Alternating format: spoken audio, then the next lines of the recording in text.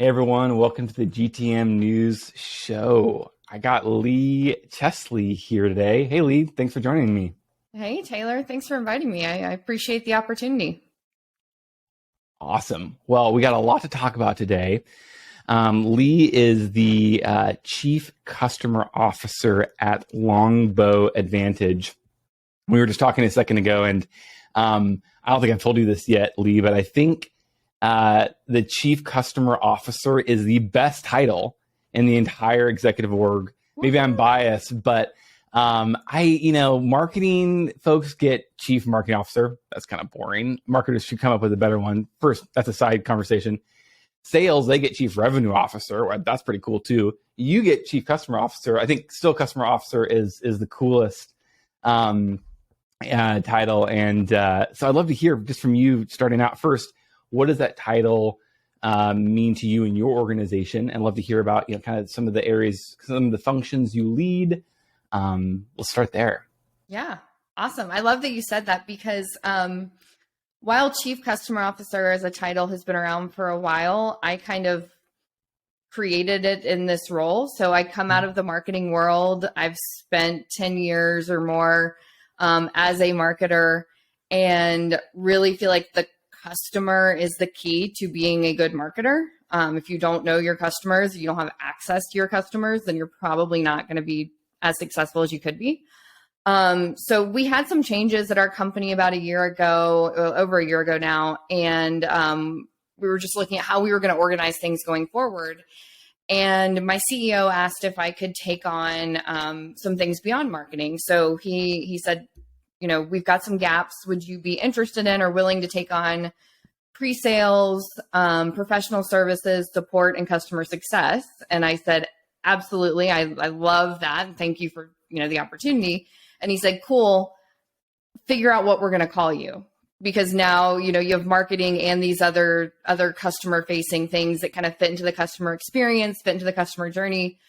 And so we aligned on Chief Customer Officer, but here it means something a little bit different. It does incorporate the customer success and support and services arm, but it's also, messaging with marketing and go-to-market campaigns. And what does that look like from business development into pre-sales and aligning that whole customer journey? And then, of course, talking to sales. I mean, almost on an hourly basis, somebody on my team is talking to the sales team. They are across, you can imagine across that full suite, they're our biggest stakeholder. We're their biggest stakeholder as well. So super cool. Thanks for the background and very unique. I'm sure there's other folks that are in your situation, but I love how it grew. Number one, out of how can we make, create better customer experiences. And I love how that focused ultimately on the customer. And then number two, how can we merge more of those together? So it sounds like from day-to-day standpoint, basically everything before they're in the sales cycle, you are interacting with them, and then also post-sale. So like account executives maybe are outside of your department. There's a sales motion outside of your department, but everything pre-sales, marketing, everything post-sales, customer success, and then also professional services, which is a nice little twist to add in there. Just a small little thing to add to the bucket. Super cool. That's helpful. I'm curious, what have you seen as you've grown into this role and taken on these new responsibilities? I'd love to hear the good, the bad, the ugly, as much as you'd like to share and comfortable sharing, as far as maybe things you've learned about this, very interesting almost vantage point that you have seeing these different parts of the customer journey. How have you been able to influence the customer journey in a cool way? And then what are some of the pitfalls maybe that folks can avoid? Love to start to continue there. Sure. I mean, I think the biggest thing to keep in mind is that when it comes to where people are going to focus their time, the devil really is in the comp details. And so, marketers over the last, call it 8 years, 10 years maybe, have been comped on MQLs and SQLs and SALs and whatever acronym you want to throw out there. But it's been very net new revenue driven. And I think that certain companies have done a great job with content marketing and convinced marketers that, if they want to keep their jobs and remain relevant, they need to be holding themselves to net new revenue KPIs in the same way an AE or sales org would. And, there's some merit to that. There's a lot of goodness to it. But what I noticed when I started working across the whole customer journey is that there were pieces that were very left out of this revenue conversation or customer experience conversation, because marketing is saying, yes, I can maybe help you a little bit, but I'm really ultimately going to be measured on net new revenue. And so when it comes to expansion opportunities or churn reduction, or cross-sell, upsell, marketing tends to be, unless the comp is structured the right way, tends to be more of a supporting character in those conversations. And especially in the economy that we're dealing with today, where the quickest path to revenue is going to be keeping the revenue you have and expanding the revenue you have. We need to, I think, as revenue leaders, reframe that conversation and start including marketing in a strategy conversation, and not just in net new revenue, or not just in even expansion revenue, but protecting revenue. How are we partnering with our customer teams to reduce churn? And are there programs we can put in place, messages we can put in front of customers? And how are we partnering with training and services and support and ways to protect that revenue? And I think there's so much goodness that has just come out of breaking down some of these silos that were existing and getting people talking to each other. And then I, of course, am lucky that I'm in a place where I could say, we'll figure out comp. Like, these are the things that matter, right? And let's go back and talk about what comp will look like. Do we need to adjust your goals as the company's adjusting? And I think if you have, if you're not thinking about customers in that way, and you're not involving marketing in those conversations, then marketing is going to be less inclined to spend their time on existing customers. And I just think there's so much opportunity there, or risk there, depending on how you look at that. Very cool. Thanks for sharing. Yeah, there's a lot there. And I love a couple notes I took that we can definitely unpack. And actually what's interesting, I was talking to a leader yesterday, a CMO, and we were talking about unpacking the idea of how some organizations, actually the B2C world is CMOs are actually more involved in like pricing, more involved in strategy, more involved in other areas of the customer journey, and how B2B, for some reason, I can make some guesses, but of why we've, put all these kind of functions, siloed every function. Super cool. I'd love to hear, kind of diving deeper into a couple of those different areas. Tell me about, let's talk about protecting revenue. Tell me about how marketing, even top of funnel activities, what I'm hearing is marketing can do more than just top of funnel activities and has an impact across the whole org. Tell me about protecting revenue. What are some things you've been able to do to be able to combine all those functions to be able to keep more clients, customers? Yeah, absolutely. So, I think it's, depending on the organization, right? You gotta talk with your customer team and see what they need or where they're seeing maybe risk or opportunities. But, when we talk about putting customer success programs in place and really programming how we're approaching customer success, because we weren't doing a lot of that, 18 months ago. It's, the customer success people have the structure and the strategy in their head, and they're putting that in place, right? But you've got to scale that. You need content to support any customer facing program. If we're putting training plans together, we're putting QBRs together, partnering with the marketing team so that you can not only, maybe it's templates and messaging, and thinking about positioning new products as, at those QBRs, and partnering with marketing to get the messaging really sharp and to get it, programized in a way so that it's not just the customer team coming at it from their lens, but you're also thinking about benefits and values in the same way that marketing is as well, and sharing that knowledge. I think that's really important. And then you're going to have some of your customer base that, as you grow as a company, you're going to have hopefully a large customer base, and you can't scale customer success necessarily to every single customer. You may not want to. And so how can you partner with marketing to put campaigns together and to look at that more at a, large scale communication as opposed to one-to-one with your customer success manager?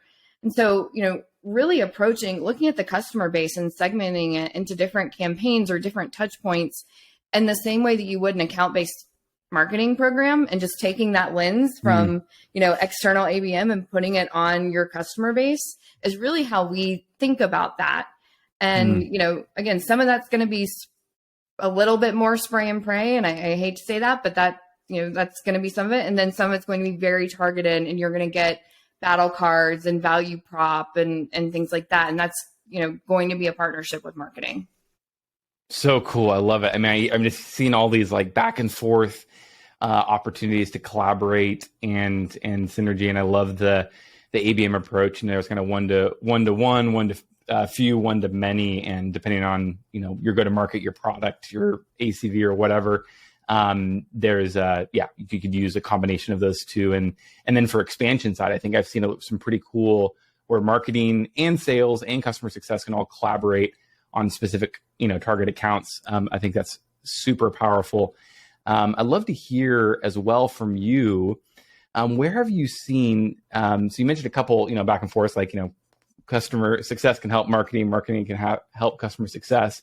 I heard a lot about marketing helping with content for customer success. What about the other way around? How have you enabled customer success to help with marketing activities and generate more demand? Absolutely. I mean, those teams know more about how customers are using products and what they get excited about and what the benefits are than most other people in the organization. And it's at a different level, right? Sales is typically talking to the buyer or the executive team, at least in where we are in an enterprise sale. Our customer success teams and our support and implementation services teams, they're talking with the people that are getting the value out of the product, that are using it every day. And so for marketing to have direct access to that level of information and to be able to create processes where you're getting that feedback is huge. And I'm a big believer in just creating relationships with other people in your organization and like fostering that level of communication back and forth. I don't think it needs to be super complicated, but maybe you meet with somebody once a month and just say, what are you hearing? Share with me what people are excited about. And, I've been in marketing roles before where marketing was not allowed to have access to the customer because too many people were talking to the customer. Sales was super protective of the relationship. And, there's only so much you can really do then, I think, as a marketer, if you don't have that level of access. And so it's really important to me to empower my marketing team to not only work with customer success or the services org, but to get them connected directly to the customers too. I think, most of, we have a customer advisory board, marketing attends that, they're listening in on everything. And I think any one of those customers would be more than willing to take a call from anyone on the marketing team and just share, what their pain points are, how they're using the product, what they're getting out of it, the value props, and probably would get jazzed about just like being part of creating that story too. So, that's been, I think, a silo that I'm really excited that we've broken down and I think has been really beneficial for the entire go-to-market strategy. Super cool. I'd love to hear more. Some organizations I've been a part of and some have not that do pre-sales, like business development, SDRs. I presume that's what pre-sale is in your world. Yeah. Having that fall under marketing or have that fall under in that world. I'd love to hear the pros and cons versus that being under the sales org and kind of what you've seen as opportunities there and maybe even how to structure that in that regard. Yeah, I've heard it argued both ways. I don't think I had a strong opinion on it until very recently. And I've heard people say, oh, it's whichever leader has the most bandwidth or who, strength of a leader, things like that. I do think those things are important to keep in mind because I think an SDR, BDR motion needs to be very closely managed and monitored. But I think marketing will have much more of a stake in the game if they own the business development function, because it's very easy for marketing to say, well, we did all these campaigns and we kicked the leads over, or we kicked the contacts over. It's not, I don't know what Joe did with them after that, right? If marketing owns business development, owns that SDR motion and the outbound motion, then I think it connects the revenue responsibility with sales in a way where marketing, has to deliver quality leads, and the conversation becomes much different because it's about, I think it's about, what's moving forward into demo, what's happening with pipeline, what are we converting? What are those more granular conversations look like?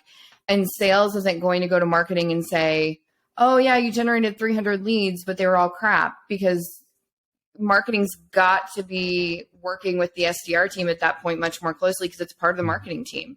And you're only going to bring the sales in once SDRs qualified them. And so there's also just a level of, I think, helping marketing understand the types of leads that are coming in. And I think it's, marketing honestly probably looks a little bit better in sales eyes, because sales is getting much more qualified leads because they've come in through an SDR at that point. So I do think there's a lot of goodness. I know there's probably a lot of CROs that would argue that with me. But I think it helps marketing be much more accountable and much better at their jobs if they have that role, if you have a leader who can manage that role in marketing.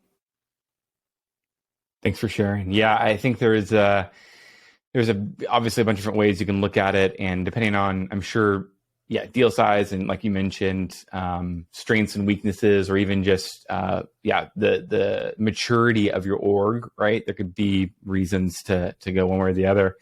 It does make sense though in a lot of ways. I think, depending on what you want to, like you said, I think you said it best, holding marketing accountable. You want to hold them accountable. Like, what part of the funnel do you want them to stop? Do you want them to go all the way down to opportunity, or do you want them to stop just at MQL? I think most people I would talk to is like, hey, let's get marketing involved in as much as possible. And then even to your point, how can they be involved post-sale? I'd love to talk a little bit about that. What are your kind of highlight? You mentioned a couple things like customer advisory board. Maybe I'd love to hear about how you all structure that. And then any other customer marketing initiatives where marketing can help with that retention and expansion. I'd love to hear more in that direction. Yeah, so we like I said, we kind of treat our customer accounts and with an ABM strategy. So we have a book of business lists that we're looking at and saying, here's where we know expansion opportunities are, and we partner with sales to say these customers need to be in these specific campaigns. So sales is telling us what they're hearing from the customer and where there's specific use cases that we should put them into campaigns and things like that. We also, I think, customer success and sales is super aligned. So, if we have a renewal coming up, they're talking a quarter before about what's going on with the renewals, expansion, is it pretty standard? They tend to handle that hand in hand together as well. So, I hate to go back to it and say it, but it really is about creating those relationships with the other people in your org where you have that trust and you feel comfortable getting granular in those conversations and partnering with the sales team. I mean, expansion revenue is huge for us. We're an enterprise play. We're selling into Fortune 500 companies. So there tends to be a lot of expansion conversations. It's just getting them into the right campaigns, or saying this is going to be a one-to-one, hand-to-hand conversation, or, these people need to go into a food and bev inventory campaign because we know that they're selling, cold inventory and it's going to expire. So we know that use case, and we get very, very specific with those sorts of things. So that, if you can't talk to your customers about the things that are specifically important to them, then that's a real problem. So we do try to get as close to that as we can. I love it. Thanks for sharing. And I think the cool part about, I think that it's like a twofold situation where you're going after a select few accounts, and then you're also involved, you really are focusing on integrating all those departments. It seems like it should be obvious, but it still seems to be a struggle. And maybe it is I think you brought up a great point at the beginning of the conversation, compensation and alignment there. Yeah. I've never seen, I haven't really seen a focus of, compensated marketing on other things outside of net new revenue, and same with sales too. And I think it's a big miss for the opportunity to not only, like studies have shown that like 90% of your revenue potential is like after year one, and especially enterprise SaaS, right? And so if you think about that for a while, think about, where you want to invest when it comes to the customer journey. And if you're just thinking about top of funnel, marketing and sales, huge miss, I think, and super cool that you just, it's so ingrained with connecting with the customer success, and you have that advantage of bringing both of those together. Any other customer marketing initiatives or ways customer success and customer marketing can work together? Yeah, the other thing that we mentioned, or that you mentioned, was the customer advisory board. So we are intentionally not salesy when it comes to working with our customer advisory board.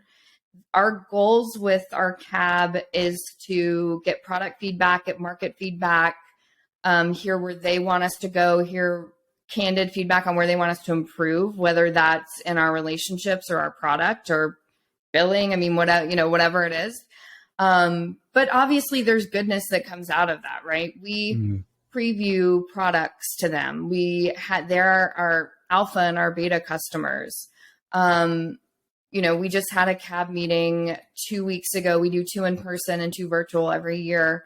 We had 1 in person 2 weeks ago, and coming out of that, we have 5 opportunities for expansion because we previewed a product, and in the conversation, 5 people literally raised their hand and said, "I want access to that. Show me more."